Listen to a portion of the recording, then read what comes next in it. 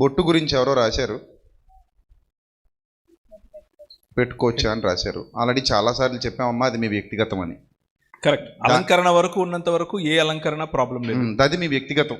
దాని వెనుక పెట్టుకుంటారా పెట్టుకోరా మీ వ్యక్తిగతం. దాని వెనుక మతపరమైనటువంటి సింబల్స్ ఉంటే తప్పకుండా పెట్టుకోవద్దు, అంతే. ఇది నా అభిప్రాయం. మతపరమైనటువంటి సింబల్ అయితే పెట్టుకోవద్దు, అలంకరణ వరకు అయితే మీ వ్యక్తిగతం. అది కూడా మీ ఇష్టం, మీ వ్యక్తిగతం. ఖచ్చితం అనేమి లేదు. పెట్టుకున్నామని చెప్పేది లేదు, పెట్టుకోవద్దని చెప్పి పెట్టుకోకపోయినా నో ప్రాబ్లం, అది దేవునికి సంబంధం లేదు, మీ వ్యక్తిగతం. కొన్ని ఇప్పుడు మీ ఇంటికి ఏ కలర్ పెయింట్ వేయించుకోవాలి, బైబిల్ ఏం చెప్తుందని అడిగారు అనుకోండి, మేము వెళ్ళి ఆ కాళ్ళలో దూకాలి, అంతే కదన్నా. లేదు లేదు, తెల్ల బట్టలు ఆయన వేసుకుని చెప్తే తెల్లగా వేసుకోమని చెప్తాడు. సో ఇంకో కొన్ని ప్రశ్న, బ్లాక్ కలర్ శారీ కట్టుకోవచ్చా, ఇది ఒకటి అడుగుతుంటారు కొంతమంది. ఇప్పుడు బ్లాక్ కలర్ అనేది సాతానుకు సాదృశ్యమని బైబిల్ ఎక్కడ చెప్పలేదు. ఒకవేళ అదే కనుక నిజమైతే మీరు అందరూ గుండ్లు కొట్టించుకోరండి వెళ్ళి. ఒక బ్లాక్ కలర్ గురించి ఒక మాట చెప్తాను వినండి. ప్రపంచంలో ఉన్నటువంటి 4 శతాబ్దాల వరకు, 4 సెంచురీస్ వరకు క్రైస్తవ పాదిరులందరూ బ్లాకే వేసుకునేవారు. బైజాంటీన్ ఎంపైర్ కానివ్వండి, ఇరానియన్ కానివ్వండి, ఇరాకీ కానివ్వండి, లేకపోతే సిరియాక్ కానివ్వండి, అరబిక్ కానివ్వండి, దాన్ని ఏమంటారు, ఈ స్కిజం అంటే చర్చ్ సగం విడిపోనంత వరకు east and west, east block వాడడం మొదలుపెట్టింది, వెస్ట్ అంటే రోమ్ వైట్ వాడడం మొదలుపెట్టింది. అంతకుముందు అందరూ బ్లాకే. బ్లాక్ కలర్ పైనుంచి కింది వరకు నిలువుటంగి వేసుకున్న వాళ్ళనే పాదిరి అని పిలిచారు, ఫాదర్ అని పిలిచారు. ఓకే, సో బ్లాక్ మనకు వ్యతిరేకం కాదు. మనం కొన్ని వందల సంవత్సరాలు, కొన్ని వేల సంవత్సరాల నుంచి బ్లాక్ మన గురువుల యొక్క రంగు. అది ఈ రోజుకు కూడా Syrian Orthodox church, Byzantine Orthodox church, Assyrian Orthodox church, Greek Orthodox church, వీళ్ళందరూ బ్లాకే వేసుకుంటారు. బొట్టు పెట్టుకోవడం తప్పు కానప్పుడు వినూత్నక్క, కాంతికళక్క ఎందుకు పెట్టుకోవట్లేదు? ఎవరు చెప్పాలి? ప్రవీణ్ పగడాల్ గారు చెప్పాలి, మేము చెప్పాలి. ఇప్పుడు జీన్స్ వేసుకోవడం తప్పు కానప్పుడు వినూత్నక్క, కాంతికళక్క జీన్స్ ఎందుకు వేసుకోవట్లేదని అడిగినట్టుంది. ఇది ఏం చెప్తున్నాం, మీరు ఎవరు వ్యక్తిగతం వాళ్ళది. నేను చెప్తాను. యాక్చువల్గా నేను కొన్నాళ్ళ క్రితం పెట్టుకునేదాన్ని, నా వీడియోస్లో కూడా బొట్టు ఉండేది కొన్ని సంవత్సరాల క్రితం. కానీ నేను ఎక్కడికి వెళ్ళినా ఒక యజుబేలను చూసినట్టు చూసేవారు అనమాట. ఈ ఎవర్రా మీరంత బ్యాచ్. సో అంటే కేవలం బాడీ మీద ఒక చిన్న మార్పే నువ్వు చేసుకోలేకపోయావు, వాక్యం చెప్పడానికి ఎట్లా సరిపోతావు అనే ఆలోచన, అది నన్ను కొంచెం ఆలోచింపజేసింది. సో నేను బొట్టు పెట్టుకోకపోతే ఇష్టం ఉన్నా లేకపోయినా కింద ఉన్న వాళ్ళు ఎలా అయినా స్వీకరిస్తారు, లేకపోతే లేదు. కానీ మెయిన్ ప్రాబ్లం ఎవరితో? నాకు మా హస్బెండ్తో, నా భర్తతో. ఆయనకే అభ్యంతరం లేనప్పుడు నేను బొట్టు తీసేసేయడం నాకేంటి సమస్య? క్షేమకరంగా వెళ్ళాలన్న ఆలోచనతోటి నేను బొట్టు తీసేసా. ఇక్కడ ఆ టైంలో అన్నయ్య కూడా నాకు చెప్పారు, వద్దమ్మా. పాయింట్ చెప్తాను వినండి. పెట్టుకోవడం పెట్టుకోకపోవడం అనేది ఏదైతే ఉందో, అన్నయ్య ఇందాక ఒక మాట చెప్పారు. అంటే దాన్ని ఒక ఆరాధనా భావంతో కానీ, లేకపోతే ఇది ఒక సింబాలిక్గా కానీ మేము మెయింటైన్ చేస్తున్నామంటే దాన్ని ఎవ్వరూ సపోర్ట్ చేయరు. అప్పుడైతే వద్దనే చెప్తారు. కానీ అలంకరణలో భాగంగా రకరకాలు వచ్చేసాయి. స్టిక్కర్స్ చిన్నవి ఉంటాయి, కొన్ని ఏమో మెరుపులు లాంటివి ఉంటాయి. అవి ఇక్కడ ఏదో సంథింగ్ ఏదో పెట్టుకుంటారు. అవి జస్ట్ మేమేదో కొంచెం అందంగా కనబడడానికి ఏదో చేసుకుంటున్నాం అంటే అది మీ వ్యక్తిగతం. మేము దాని మీద బలవంతం చేయకూడదు. ఇది చెయ్యండి అని చెప్పకూడదు, చేయకూడదని చెప్పకూడదు. ఇప్పుడు పౌడర్ రాసుకోకూడదని ఎందుకు అడగరు మీరు? అడుగుతున్నా. ముఖం మీద రాసుకునేది కదా, బొట్టు ఇంకా ఒక చోటే ఉంటుంది, ముఖం అంతా ఉంటుంది కదా. ఇది అడగరు. తలకు రంగు వేసుకోకూడదు ఎందుకు అడగరు మీరు? అది తప్పది. ఇప్పుడు అలా అనుకుంటే ముస్లిమ్స్ ఎవరు కూడా బొట్టు పెట్టుకోరు అమ్మాయిలు. అంత మాత్రాన హీరోయిన్స్ అసలు బొట్టులే పెట్టుకోరు. బాలీవుడ్, హాలీవుడ్, టాలీవుడ్, మాలీవుడ్, ఇంకేమైనా కోలీవుడ్, ఇంకేమైనా వుడ్లు ఉంటే ఆ వుడ్లు ఎక్కడ మనకేం కనబడవు, బొట్లు కనబడవు. మరి వాళ్ళందరూ క్రైస్తవులు అనాలా? అనకూడదు. సో దీని అసలు ఇష్యూయే కాదు. బొట్టు తీసేయడం అనేది నా వ్యక్తిగతం, మీ వ్యక్తిగతం. నాకు ఇష్టమైంది నేను తీసేసాను, అంతే. అది మీ వ్యక్తిగతం. బొట్టు పెట్టుకుంటే కళగా ఉంటది మొహం, కాకపోతే నాకు వద్దు. అది నా సమాజంలో నా ప్రభు కోసం అది మీ వ్యక్తిగతం, మీకు ఇష్టమైతే ఉంచుకోండి. కానీ అన్న చెప్పినట్టు ఒక పాయింట్లో మాత్రం నేను చాలా అది నేను ఖచ్చితంగా చెప్తున్నాను. ఒక ఆరాధనా భావాలతో కానీ, లేకపోతే దాని ద్వారా మేము ఏదో సింబాలిక్గా పలానా వాళ్ళ కోసం పలానా విషయంలో పెట్టుకుంటున్నాం అని చెప్పడం కానీ, సో దాన్ని ఆ ఆరాధనా భావం మీ హృదయంలోకి వస్తే కనుక తప్పది. అందుకే అది నిషేధం కావచ్చు. కానీ మీరేదో సింబాలిక్గా లేదా ఏదో అలంకరణ కోసం ఏదో సరదాగా మామూలుగా లేదా మీ ఇంట్లో ప్రాబ్లమ్స్ వల్ల. ఒక్క మాట అన్నయ్య, నేను అడ్డుకుంటున్నాను. ఈ బొట్టు తీసేయడం అనేది చాలా కుటుంబాలలో పెద్ద సమస్య. అలాంటి వాళ్ళు పెట్టుకోండి. భర్తలు ఒప్పుకోరు, అత్తమామలు ఒప్పుకోరు. అలాంటి వాళ్ళు పెట్టుకోండి. నాకు ఆ సమస్య లేదు. యాక్చువల్గా మా నాన్నగారు, అన్నయ్య వాళ్ళు, మా మేనల్లుళ్ళు అసలు ఎందుకు తీసేసావు నువ్వు వద్దన్నారు. కానీ నా భర్త నన్ను సపోర్ట్ చేశారు. ఆయన ఓకే నీ ఇష్టం అన్నారు. నేను హ్యాపీగా తీసేసాను. మీరేదో అంటున్నారు. కాంతికళ గారే పెట్టుకోలేనప్పుడు ఇప్పుడు కాంతికళ గారు గుండు చేయించుకుంటే మిమ్మల్ని గుండు చేయించుకోమంటారా? పాయింట్ అది అడగండి. ఇప్పుడు కాంతికళ గారి ప్రాబ్లం ఏంటో ఆవిడ చెప్పింది. ఈ ఒక్క చిన్న కారణంతో చాలా మంది సత్యానికి దూరం అవుతున్నారట. సో సత్యానికి దూరం చేసే క్రమంలో నేను మాంసం తినడం మానేస్తాను. ఎగ్జాక్ట్లీ అదే విధంగా నేను సత్యానికి దూరం చేయడం నాకు ఇష్టం లేదు కనుక నేను కొన్ని వదిలేసుకుంటాను. నా ఇష్టం, నా వ్యక్తిగతం అనుకుని ఆవిడ పోతుంది. సో ఇప్పుడు ఇంకొక పాయింట్ కూడా చెప్తా. కొంతమంది కొన్ని సందర్భాల్లో పెట్టుకుంటారు స్టిక్కరు, కొన్ని సందర్భాల్లో తీసేస్తారు.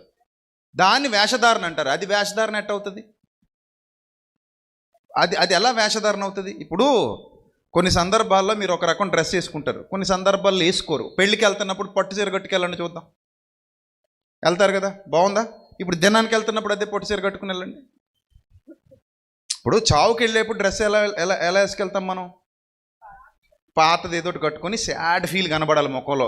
ఉన్న పౌడర్ కూడా తుడిచేసి ఏదైనా మేకప్ పెన్ ఉంటే చెరిపేసి జుట్టు కొంచెం ఇలా చేసుకొని లేని కళ్ళు రాసుకొని అక్క అని వెళ్తాం గుమ్మం దగ్గర నుంచి. అది వేషధారణ.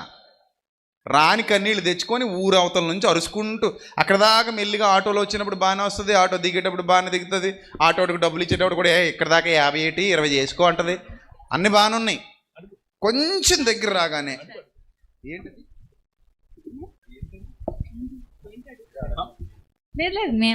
రైట్, కొంచెం దగ్గర రాగానే మొదలెట్టేస్తుంది. బావా అంటది అని పరిగెత్తుకొచ్చి మీద పడింది. అది వేషధారణ. కాబట్టి ఇప్పుడు ఒక చోటకు ఒక డ్రెస్ వేసుకెళ్తా, ఒక చోటకు ఒక డ్రెస్ వేసుకెళ్తా. అలాగే నీ ఇష్టమైతే బొట్టు పెట్టుకో, లేదప్పుడు తీసేయి. నీ బంధువుల దగ్గరికి వెళ్తున్నప్పుడు పెట్టుకుంటే పెట్టుకో. అది కూడా అలంకరణలో భాగం, అంతే తప్ప దాని మీద ఏదో విశ్వాసాలని మాత్రం రుద్దితే మాత్రం వద్దు. దాని మీద ఏ విశ్వాసాలు లేవు, నీకు ఏ విశ్వాసాలు లేవు, దాని మీద నీకు ఆరాధనా భావం లేదు, ఏమీ లేదు. తలకి ఎలాగైతే రంగు వేసుకున్నావు ఉంటే రంగు వేసుకో, ఇష్టం లేదా అలాగే తెల్లగా ఉంచుకో. అది నీ ఇష్టం, అది నీ వ్యక్తిగత. దాన్ని ఎవడో తప్పు పట్టడానికి సరిపోడు. ఇది కూడా అంతే, ఇది కూడా అంతే. కొన్ని విషయాల్ని మనం భూతత్వంలో చూసి కాంప్లికేట్ చేసుకున్నాం. నన్ను అడిగితే నేను అదే చెప్తాను. అనవసరంగా సీన్ క్రియేట్ చేసాం, అనవసరంగా వ్యర్థమైన వివాదాలు పెట్టుకున్నాం, అనవసరంగా పెంట చేసుకున్న ఆత్మలను దేవునికి దూరం చేసాం. ఎందుకు అనవసరమైన విషయాల మీద రాద్ధాంతాలు మనకి లోకు అవడం ఎందుకు? డెక్కన్ ప్రాంతంలో ఈ రోజు కూడా, డెక్కన్ ప్రాంతం అంటే హైదరాబాద్ మొదలుకొని పూణే వరకు ఉండే ప్రాంతం. ఆ ప్రాంతము మెథడిస్ట్ యొక్క ఫీల్డ్. ఏ విధంగా అయితే ఈ ప్రాంతం జీడిఎంకు అలాగే బ్యాప్టిస్ట్కు ఫీల్డో, అలాగే ఆ ప్రాంతం మెథడిస్ట్లకు ఫీల్డ్. మెథడిస్ట్ ఫీల్డ్లో వాళ్ళు బొట్టును అలౌ చేయటం కారణం చేత చాలా మందిని ప్రభు దగ్గరికి నడిపించారు. ఇది హిస్టరీ. ఇది హిస్టరీ. సూపర్. Indian Christian. నేను అదే చెప్తాను. కొంతమంది వ్యతిరేకించారు అన్న ఈ విషయంలో. ఇది కొత్త కాదు. ఇది మిసియోలాజికల్ ప్రాక్టీసెస్లో, అంటే మిసియోలాజికల్ అంటే క్రీస్తును వేరు సంస్కృతులకు పరిచయం చేసేటటువంటి మిషన్ యాక్టివిటీ. అందులో భాగంగా మెథడిస్టులు బొట్టును అలౌ చేసి కొన్ని వందల కుటుంబాలను ప్రభువులో కట్టారు. సో మెథడిస్ట్ సంఘాలు ఈ రోజుకు కూడా కర్ణాటక ప్రాంతం, తెలంగాణ ప్రాంతం, అలాగే అంటే డెక్కన్ ప్రాంతం ఎక్కడెక్కడైతే విస్తరించిందో, అలాగే మహారాష్ట్ర, పూణే వరకు వీళ్ళందరూ బొట్లు పెట్టుకుంటారు. ఒక పాయింట్ అడిగారు కదమ్మా, బొట్టు తీసేస్తేనే మేము క్రైస్తవులు అని సాక్ష్యం ఇవ్వడం అంటున్నారు కదా. మరి మీ ఆయన గారు క్రైస్తవుడైన ఎలా సాక్ష్యం ఇస్తున్నారు? అది కూడా పాయింటే కదా. ఇప్పుడు ఆడవాళ్ళకి బొట్టు తీస్తేనే క్రైస్తవులని సాక్ష్యం ఇచ్చినట్టు అంటే కనుక మరి మగవాళ్ళకి ఏం తీయాలి? అందుకని అది వద్దు. అనవసరమైన వివాదాలు రచ్చ చేయకుండా అన్న చెప్పినట్టు 1000 మందిని సత్యలోకి నడిపించారని చెప్తున్నప్పుడు మనం మంచి మనసుతో ఆత్మలు రక్షించి ఆత్మల్ని దేవుని సన్నిధికి నడిపించి వారి హృదయాల్లో ఉన్న చీకటిని తీసేయాలి. వారి హృదయాల్లో అంతరంగంలో ఉన్న చెడ్డ తీసేసి వారిని రక్షణ వైపు నడిపించి నిత్య జీవితం వైపు నడిపించే క్రమంలో చిన్నవి భూతద్దాల్లో చూపించి ఎందుకు వారిని బాధ పెట్టాలి? ఇంకో విషయం కాంతికళ గారు చేసిన దాంట్లో అభినందనీయమైన మాట ఒకటి చెప్తాను. ఏంటంటే వాక్య పరిచర్య చేయటానికి ఉదాహరణకు నాకు బొట్టు అడ్డం వస్తూ ఉందంటే నాకు వాక్యం ఎక్కువ, బొట్టు కాదు. అంటే మన ప్రాధాన్యతలు ఎక్కడున్నాయి? మన ప్రాధాన్యతలు అలంకరణ మీదనా, యాక్సెప్టెన్స్ మీదనా, లేకపోతే వాక్యం చెప్పేటప్పుడు రిసెప్టివిటీ మీదనా? ఈమె కోనుకుంది ఏంటి, ఈమె ఎన్నుకున్నది ఏమిటి అంటే ఇదంతా సెకండరీ. నాకు వాక్యం నేను చెప్పేటప్పుడు అవతలి వాడి మనసు మూసుకుపోకూడదు, చూడంగానే మూసుకుపోకూడదు. కనీసం ఒక 10 మాటలన్నా వినాలి అని అంటే ఇది అడ్డం వస్తుందా, ఇది తీసేస్తా, నో ప్రాబ్లం. నేను వచ్చే ముందు అడిగాను, మన కార్ దిగంగానే మన ఆర్గనైజర్స్లో ఒకరిని, బ్రదర్ ఏంటి ఈరోజు డ్రెస్ కోడ్ అని అడిగాను. డ్రెస్ కోడ్ ఏంటి అని అడిగాను. ఎందుకు అడుగుతానంటే అది అడగాలి మనం. అంటే ఒకరు పిలిచినప్పుడు, ఒక చోటుకి వెళ్ళినప్పుడు మనం డ్రెస్ కోడ్ అడుగుతాం. ఏంటి డ్రెస్ కోడ్ అంటే మనం ఫుల్ వెళ్ళాలని కాదు. ఇది పాదిరి కాలర్, అంటే పాస్టర్స్ పెట్టుకునే కాలర్, ఇది ఎప్పుడు నా సూట్లో ఉంటుంది. ఎందుకంటే ఒక ఆర్డైన్డ్ మినిస్టర్గా నేను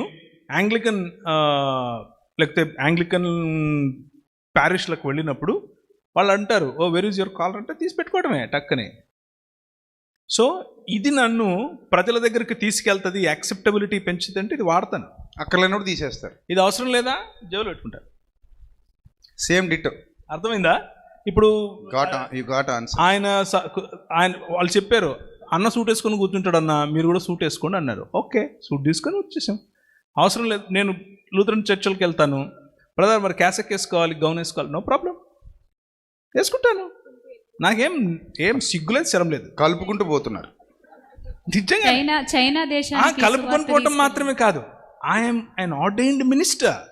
నేను ఒక ఆర్డైన్డ్ మినిస్టర్ని, నాకు ఆ హక్కు ఉంది, నాకు అది వేసుకునే స్వతంత్రం ఉంది. వాళ్ళు నన్ను అలా వేసుకున్నప్పుడు యాక్సెప్ట్ చేస్తారు. ఓకే, నన్ను అలా చూడాలనుకుంటున్నారా, వేసుకోండి, వేసుకుంటాను. సూట్ వేసుకుంటే సూట్ వేసుకుంటాను, క్యాసెక్ కావాలంటే క్యాసెక్ వేసుకుంటాను. ఇది లేదు, అవసరం లేదని అంటే హ్యాపీగా టీషర్ట్లు వస్తాను. Right, correct. ఇక్కడ ఇంపార్టెంట్ ఏంటంటే మనం అంటే ఈ జరిగిన డిస్కషన్ అంతా పూర్తయ్యాక నేను మీకు చెప్పాలనుకుంటున్నటువంటి మాట ఏంటంటే విశాల దృక్పథాన్ని అలవరుచుకోండి. భక్తి జీవితంలో విశాల దృక్పథాన్ని అలవరుచుకోండి. ఒక మోస పద్ధతిలో ఇప్పుడు చూడండి, నేను పట్టుకున్న కుందేలకు 3 కాళ్ళు అంటే ఇంకెప్పటికీ మనం మారలేము, ప్రశాంతత కోల్పోతాం. మానసిక ప్రశాంతత చాలా ఇంపార్టెంట్.